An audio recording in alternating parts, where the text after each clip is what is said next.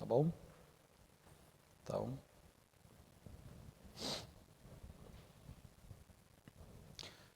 graça e paz, queridos irmãos e irmãs. Neste momento nós vamos acolher a palavra do Senhor sobre a nossa vida e eu convido você a abrir a sua Bíblia no livro de Atos dos Apóstolos, capítulo de número 16.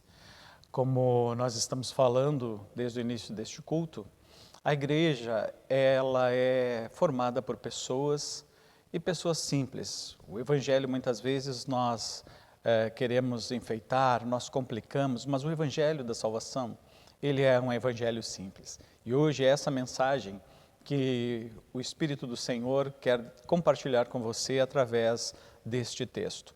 Uma igreja simples, compostas de pessoas simples. E quando nós cumprimos também com simplicidade, mas com amor e dedicação à nossa missão, o Senhor opera através do seu Espírito Santo grandes coisas.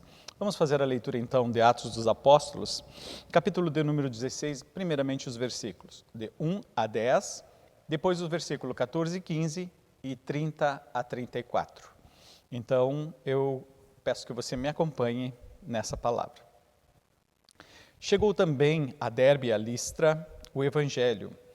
Havia ali um discípulo chamado Timóteo, filho de uma judia crente, mas de pai grego. Dele davam bom testemunho os irmãos em Listra e Icônio. Quis Paulo que ele fosse em sua companhia e por isso circuncidou-o por causa dos judeus daqueles lugares, pois todos sabiam que seu pai era grego. Ao passar pelas cidades, entregavam aos irmãos para que as observassem as decisões tomadas pelos apóstolos e os presbíteros de Jerusalém. Assim, as igrejas eram fortalecidas na fé, preste bem atenção nisso, né? As igrejas eram fortalecidas na fé e, dia a dia, aumentavam em número.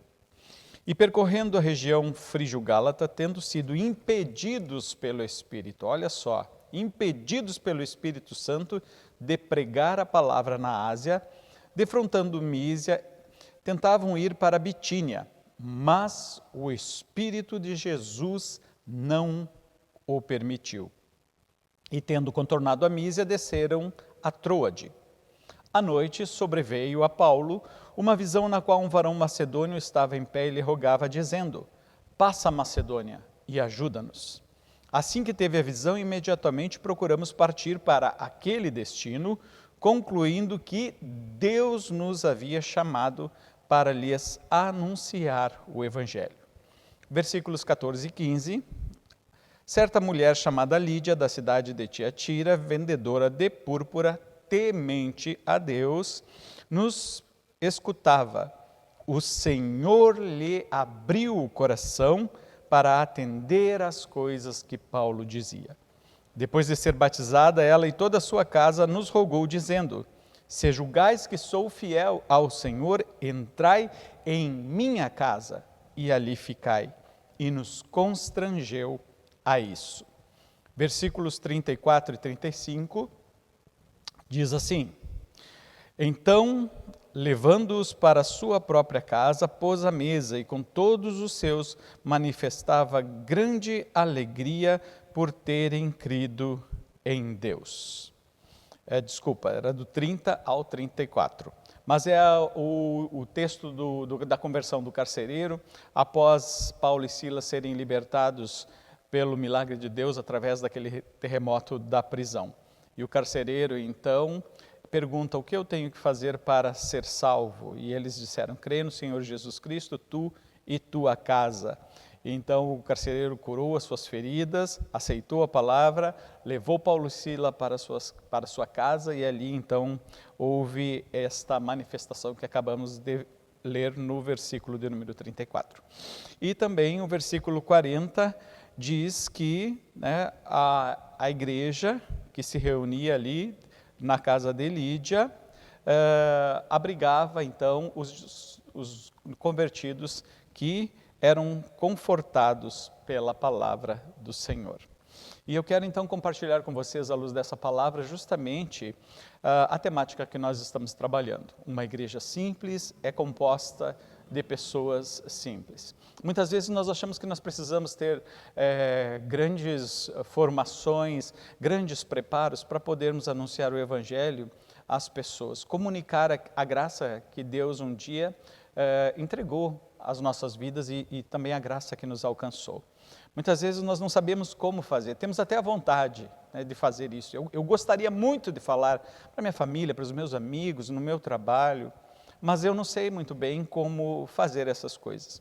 E essa preocupação em não saber como testemunhar, não raramente impede com que nós possamos nos lançar nas mãos de Deus, confiando em uma coisa: a ampla suficiência do Espírito Santo, que prepara e capacita aqueles e aquelas que se dispõem a serem instrumentos de Deus.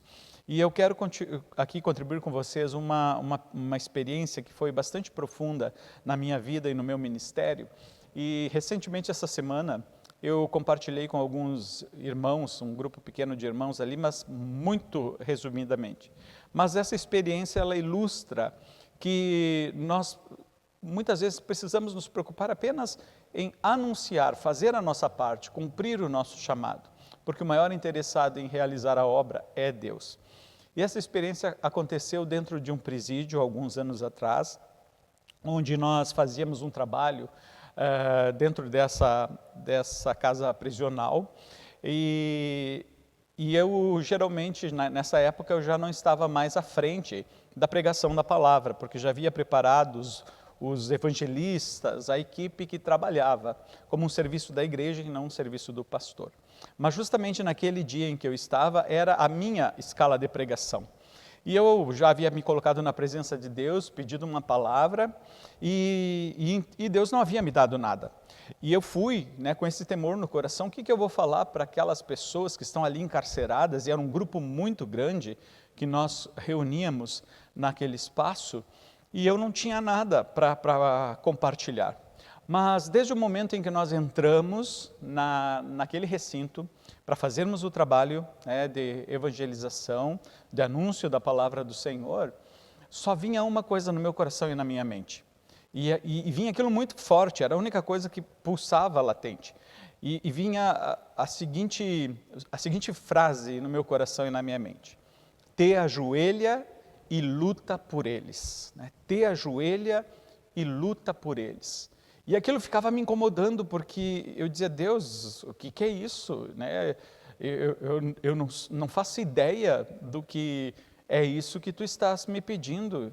Hoje eu tenho que compartilhar uma palavra e tu não me deste. E a única coisa que o teu Espírito sopra no meu coração e na minha mente é isso: te ajoelha e luta por eles. E eu fiquei então naquela conversa com Deus, enquanto o pessoal começou, fez a devocional, os louvores, até que chegou, né, o momento em que eu tinha que ministrar a palavra. E aí disseram: agora nós vamos passar para o pastor que irá ministrar a palavra. E só ficava essa frase pulsando na minha mente, no meu coração, cada vez mais forte. Quando me passaram a palavra, eu então compartilhei, né, com eles, com aqueles homens e mulheres que estavam reunidos ali para aquele momento do nosso culto. E aí eu disse para eles: olha, hoje a palavra era comigo, mas Deus não me deu palavra. Deus não me deu palavra alguma. Mas desde que eu coloquei o pé aqui dentro, tem uma coisa pulsando no meu coração, e a única coisa que veio no meu coração é: te ajoelha e luta por eles. Compartilhei com eles ali. E aí eu disse ainda para aqueles detentos e para as pessoas que estavam acompanhando na equipe, eu disse: olha, eu não faço ideia do que é isso, né? Eu não sei o que Deus está me pedindo para lutar por vocês, e eu não faço ideia de como se faz isso, mas eu sei o que é ajoelhar, né?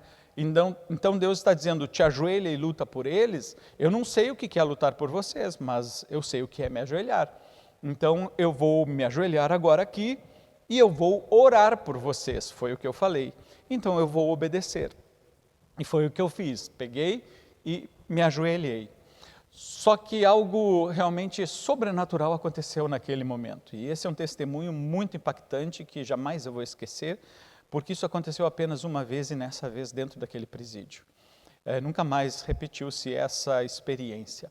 Mas quando os meus joelhos tocaram no chão, ali naquele salão que era o refeitório, onde estava acontecendo o culto, explodiu dentro de mim uma torrente de um choro incontrolável. Eu não estava com vontade de chorar, eu não estava emocionado, nem preocupado, mas a hora que os meus joelhos tocaram o chão, explodiu aquele rio de choro. Era algo incontrolável, um choro, um grunhido que saía, e eu não conseguia controlar aquele choro, eu não tinha domínio daquele choro, mas ele fluía com uma força, uma intensidade tremenda.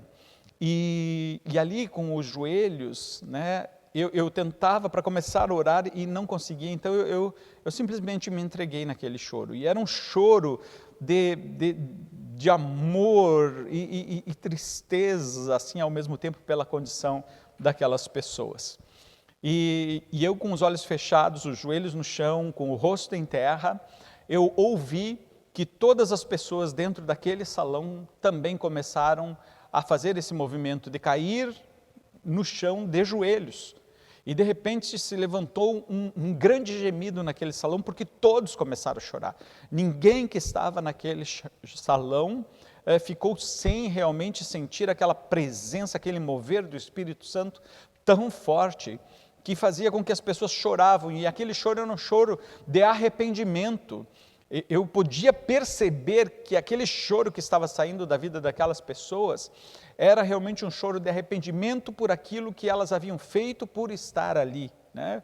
E aquilo foi passando, os minutos foram passando e os agentes penitenciários vieram até o local para ver o que estava acontecendo e também ficaram admirados de ver aquela situação sem saber o que estava acontecendo.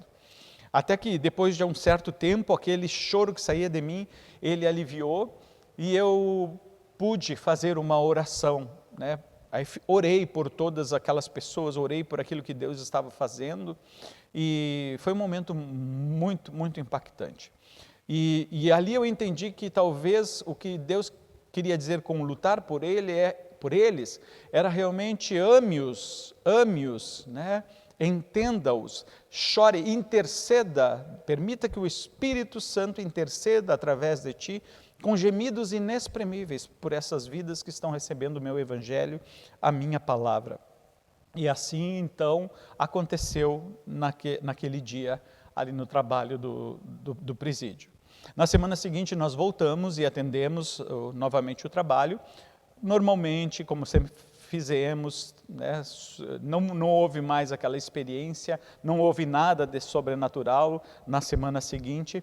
Contudo, no final daquele culto da semana seguinte, um dos prisioneiros chegou para mim e entregou uma carta na minha mão e disse assim: pastor, eu quero que o senhor leia essa carta, mas só quando o senhor chegar em casa, né? Não leia antes, quando o senhor chegar em casa, o senhor leia. E aí eu cheguei em casa, depois abri a carta e li sozinho no meu quarto. E ali naquela carta, então, ele falava de algumas coisas que ele havia feito para estar ali, de como ele se arrependia, né, de estar ali, mas ele contou uma experiência também tremenda com Deus, do que aconteceu na semana seguinte durante aquele choro. Porque ele disse que até então ele sabia que tinha errado, mas ele não conseguia ter uma esperança de realmente a sua vida ser transformada. E aí o que aconteceu nesse momento, né? Nesse momento ele escreve então na carta dizendo que a hora que eu comecei a chorar, também um sentimento e uma presença envolveu a vida dele, que ele não pôde ficar em pé, a ponto de cair também chorando de joelhos ali naquele lugar. E enquanto ele chorava, ele pela primeira vez sentiu arrependimento de todas as coisas que haviam acontecido através dele para ele estar ali preso. Mas ele narra que em determinado momento em que ele chorava copiosamente, com aquele choro de arrependimento, ele disse assim, eu vi uma coisa, e aí ele escreve, está escrito na carta, eu vi algo que eu não sei dizer como, eu não sei explicar, eu só vou dizer o que eu vi. Então ele disse que naquele momento em que ele chorava, e todos choravam, ele disse assim, eu não sei como é Jesus, nunca vi Jesus na minha vida, mas eu sei que era Jesus. Eu vi Jesus lá na rua, na avenida, na frente do presídio, olhando para o presídio e chorando. E de repente, eu vi Jesus entrar dentro do pátio, da propriedade do presídio, e ele veio caminhando por toda a propriedade. Ele passou pelo portão de entrada, passou pela portaria, passou pelos corredores, e ele disse, e ele veio até onde nós estávamos. Isso registrado na carta dele. Até onde nós estávamos, e ele se colocou diante de mim. E quando ele se colocou diante de mim, eu sabia que ele estava sorrindo para mim e com os braços estendidos, porque ele queria que eu me lançasse nos braços dele. Ele queria que eu realmente me entregasse a ele, mas eu tive medo e eu me senti indigno de que Jesus pudesse me aceitar, sendo eu tão pecador. E aí ele disse, eu não fiz isso. O medo me impediu de eu me lançar nos braços de Jesus, mas eu vi que ele queria que eu fizesse isso. Na época, esse jovem, a gente acompanhou ele durante um tempo e hoje, graças a Deus, ele está firme em uma igreja evangélica, está com a sua vida restaurada, é um fruto desse trabalho. Por que eu detalhei essa experiência aqui com vocês? Eu digo para vocês, porque não foi a faculdade de teologia, não foram meus conhecimentos teológicos da história, não foi a minha experiência, não foi qualquer coisa que estivesse ligada à minha capacidade que promoveu aquela ação sobrenatural e aquele impacto na vida daquelas pessoas que estavam ali, daqueles detentos. Foi simplesmente a ação do Espírito Santo. Como eu falei no testemunho aqui, eu nem sabia o que era lutar. Deus me pedia, luta por eles, te ajoelha e luta por eles. Nem isso eu sabia, que era uma coisa muito estranha que Deus estava pedindo que eu fizesse. Então não houve nenhum mérito meu ou mérito da equipe de evangelistas que estavam ali trabalhando, mas o que aconteceu foi uma ação simples do Espírito Santo por causa do evangelho simples que ali chegou. Uma igreja que estava na sua simplicidade levando o evangelho, obedecendo a Deus, e Deus estava ali manifestando o seu poder. E eu quero dizer aqui para você, meu querido irmão, minha querida irmã, que acredito que é isso que Deus espera de nós em todos os tempos. Nós não precisamos complicar a vida da igreja.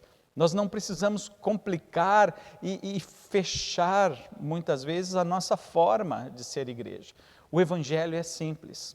Tanto é que as pessoas mais simples, elas acolhem com fé e elas conseguem viver grandes experiências com Deus simplesmente porque elas creem.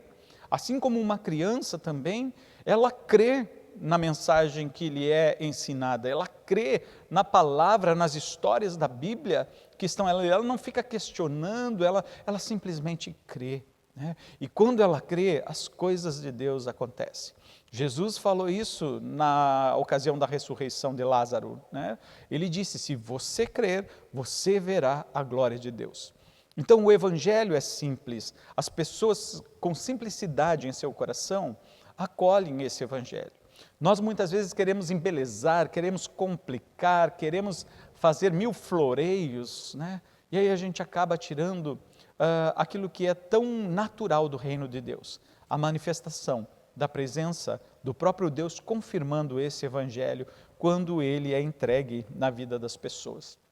Esse texto que nós lemos de Atos 16, alguns versículos, eu convido que você leia ele na íntegra, porque ele é um texto belíssimo e ele está recheado de histórias que se complementam com a mesma ação do Espírito Santo. Nós vemos aqui uma ação humana, nós vemos aqui um planejamento humano, e que é necessário, porque nós temos que fazer a obra do reino de Deus com organização. Mas aqui Paulo, ele tinha um plano de ir a Bitínia, ele tinha todo um esquema, mas diz o texto que ele foi impedido pelo Espírito Santo. Era o Espírito Santo que queria realmente fazer a sua obra em outro lugar que não aquele, ou daquela maneira que Paulo estava planejando. E isso nos mostra como é importante nós olharmos para a simplicidade da igreja e a simplicidade também da ação de Deus, justamente nessa visão. Nós podemos planejar, mas temos que ter certeza de que o nosso planejamento é o que está no coração de Deus. Mas também temos que entender quando o Espírito Santo diz, não é isso que eu quero de vocês. Eu quero direcionar vocês para outro lado e fazer outras coisas. E essa sensibilidade é muito importante. Até que Deus tem que dar uma visão a Paulo mostrando que ele tinha um propósito maior. E quando eles obedecem, o que acontece? Surge então uma igreja, a igreja de Filipos, que Paulo depois vai escrever uma carta, né, aos filipenses, e vai também ali dizer que essa igreja, desde o início, foi a única que o acompanhou em todas as suas necessidades, não apenas espirituais, mas também materiais.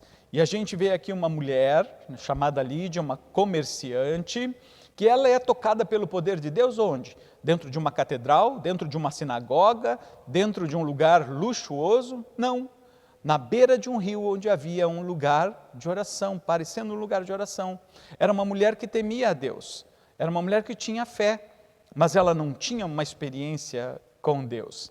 E Deus direcionou Paulo e Silas justamente para um lugar onde existia um plano de Deus para iniciar uma igreja e operar poderosamente através dessa igreja.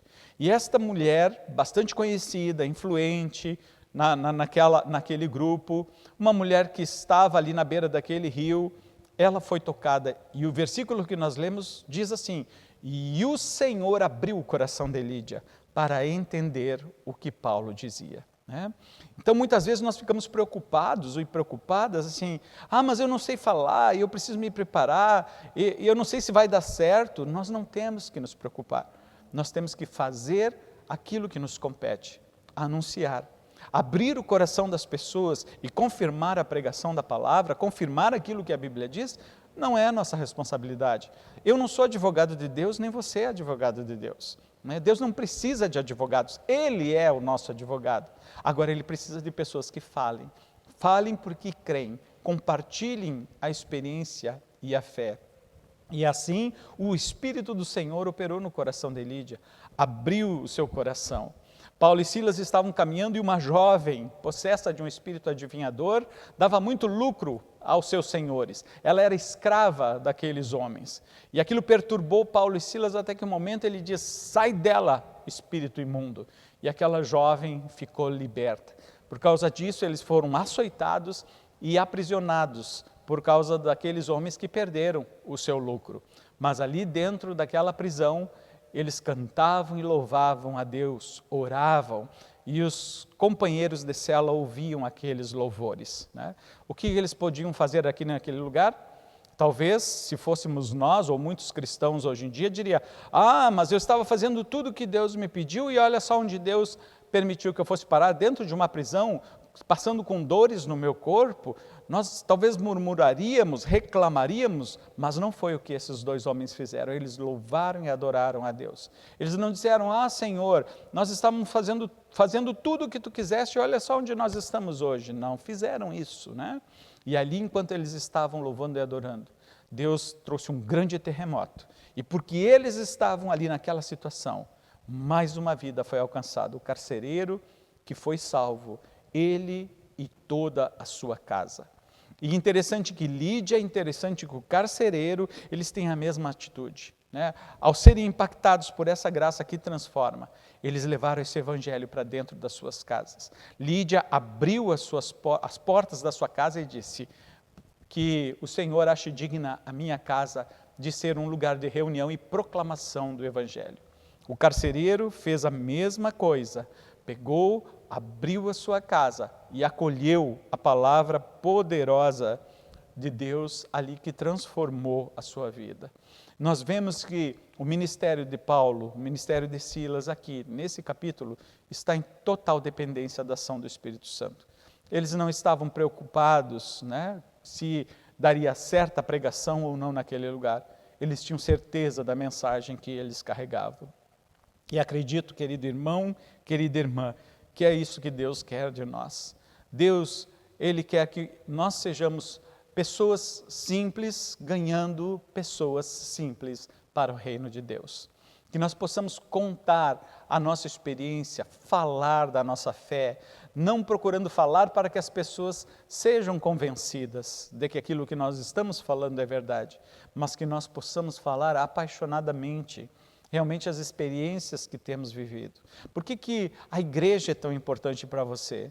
Se você trouxer essa resposta ao teu coração, essa resposta é a mesma resposta que você vai compartilhar com outras pessoas. Por que você não consegue viver a tua vida sem Deus? Por que Deus é tão importante para você? As respostas que você tem são respostas que você pode compartilhar com outras pessoas, desde que você as ame, se apaixone por elas. Como eu falei lá no início, né? Aquela experiência que aconteceu apenas uma vez, de chorar, de sentir aquele fluir de um gemido inexprimível, e nem sabia o que estava acontecendo, nem o que era aquilo, mas simplesmente obedecia a Deus, né? É o que Deus espera que a gente faça, que nós possamos sim nos preparar, que nós possamos aprender, que nós possamos estudar, mas que isso não seja a prioridade, que a prioridade seja ter vida com Deus e obedecer ao chamado que Deus tem para a nossa vida. Deus tem chamado essa igreja, Deus tem nos movido, Deus tem inquietado o nosso coração. Se você percebeu a direção de todas as palavras que o Senhor tem dado nesses últimos tempos, é justamente isso. Eu quero usar a igreja, eu quero que a igreja não esteja focada apenas no templo, que ela não esteja apenas vivendo a grande dimensão da graça aqui dentro enquanto cultuamos, mas que nós sejamos igreja 24 horas por dia, que nós possamos também olhar para o nosso lar, para a nossa casa, como um lugar onde eu posso compartilhar o Evangelho com os meus vizinhos, com os meus amigos, com a minha família, onde eu posso olhar para o meu trabalho e dizer assim, ali no meu trabalho eu também preciso compartilhar, eu posso estar reunido com os meus colegas, com as pessoas que estão ali, para termos apenas um momento, não é para fazer um culto de 1 hora e meia, mas ter uma devocional, ter um momento de oração, são coisas simples, que Deus diz, eu só preciso dessa simplicidade, de que a porta se abra para realmente eu fluir na minha graça. O maior interessado em realmente transformar vidas e salvar é Jesus, é o Espírito Santo de Deus. Portanto, que esta palavra, ela continue acrescentando aquilo que Deus tem colocado em nossos corações e tem falado a vida de todos nós como igreja.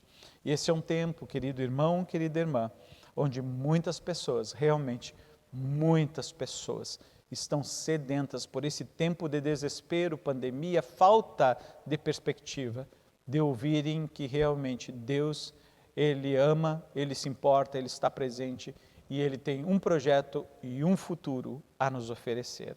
Só que Deus espera que cada um de nós possa olhar não para o que tem a oferecer, mas possa oferecer a sua vida, oferecer a sua casa, oferecer o lugar onde você foi colocado por Deus, para que aquele lugar também seja uma extensão da igreja, o lugar onde Deus quer falar e onde Deus quer usar a tua vida para isso. Se a tua vida estiver na dependência do Espírito Santo, aprenda, prepare-se, mas saiba que quem vai fazer a obra é este Espírito. O mesmo Espírito Santo que estava sobre Paulo e Silas, é o mesmo Espírito Santo que continua conosco como igreja. Eu quero te convidar a colocar-se na presença de Deus nesse momento para nós orarmos. E eu quero que você me acompanhe nessa oração e você dê a resposta para Deus. Talvez você tenha medo, talvez você tenha alguns receios, talvez algumas coisas você vai dizer, mas não depende de mim, né? Depende das pessoas que estão acima de mim, porque se fosse depender de mim eu faria. Mas nessa hora Deus só quer uma resposta. Você quer ser usado por Deus?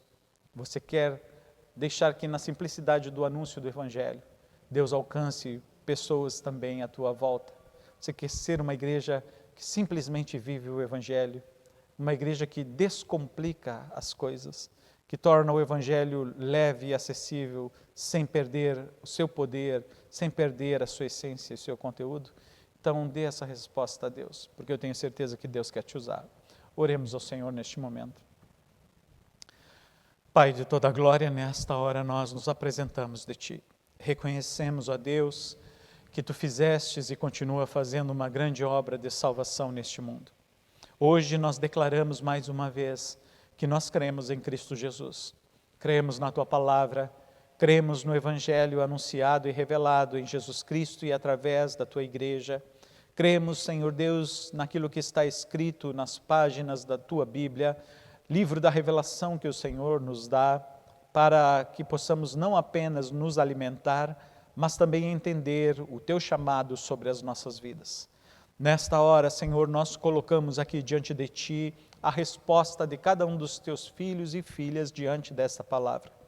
Senhor, muitas vezes nós olhamos e ficamos com medo e receosos de abrir os nossos lábios, ou até mesmo, Senhor Deus, fazer da extensão do nosso lar, da nossa casa, mais um espaço para alcançar vidas, onde muitas vezes nós temos medo de compartilhar em nossa escola, o nosso trabalho, as maravilhas que o Senhor tem feito e aquilo que, Senhor, nós conhecemos que a Tua palavra diz sobre o Teu propósito eterno da salvação de toda a terra. Mas nós te pedimos, Senhor, que o Senhor continue mudando agora o curso da nossa vida. Perdoa quando nós complicamos as coisas, Senhor. Perdoa quando nós queremos elaborar, quando nós queremos, Senhor Deus, apresentar uma igreja, Senhor, de maneira a agradar as pessoas ou tentar convencer as pessoas do que o que anunciamos e o que cremos é a verdade. Que nós possamos entender que a igreja, Senhor, é um movimento simples, mas poderoso do Teu Espírito Santo, através das vidas que simplesmente creem no Senhor. Pai, eu sei que existem muitas pessoas aqui com chamados, que estão agora ouvindo essa palavra, que o Senhor tem um chamado, que o Senhor está olhando exatamente para o lugar onde elas moram, o lugar onde elas trabalham, os lugares onde elas frequentam, querendo que elas sejam instrumentos poderosos do anúncio desse Evangelho. Que elas possam olhar para dentro das suas casas e dizer: a minha casa é uma casa de bênção, mas a minha casa precisa ser também abençoadora. O meu trabalho me abençoa, mas o meu trabalho também é o lugar onde eu posso abençoar vidas compartilhando o Evangelho. E assim, Senhor, por todos os lugares, por onde quer que o Teu Espírito nos leve. Para que quando nós nos reunirmos aqui dentro, Senhor Deus, do Teu templo, da Tua casa, nós possamos, Senhor Deus, viver a dimensão da graça, a dimensão da salvação, a dimensão do Teu poder. Por isso, Pai, entregamos agora as nossas vidas em Tua presença e nos colocamos totalmente submissos ao Teu agir. Eis-me submisso ao Teu serviço, Senhor. É o que nós pedimos nesta hora, em nome do Senhor Jesus. E que a Tua graça, a graça do Deus Todo-Poderoso, Criador dos céus e da terra, o Teu amor revelado em Cristo Jesus, o Salvador do mundo, e o poder do Espírito Santo que opera desde o Pentecostes até o dia da volta de Jesus, que esta bênção se renove hoje neste dia, e que o espírito do medo caia diante da bênção do Deus triuno, Pai, Filho e Espírito Santo, que está conosco não apenas neste tempo, mas eternamente. Amém. Amém e amém. O Senhor te abençoe e te guarde, meu querido irmão, minha querida irmã, e que esta seja mais uma semana de profundas reflexões, decisões na presença do Senhor, mas saiba, Deus quer usar a tua vida, e Deus quer usar a tua vida assim como você é. Se você simplesmente crer, você verá a glória do Senhor. Deus te abençoe.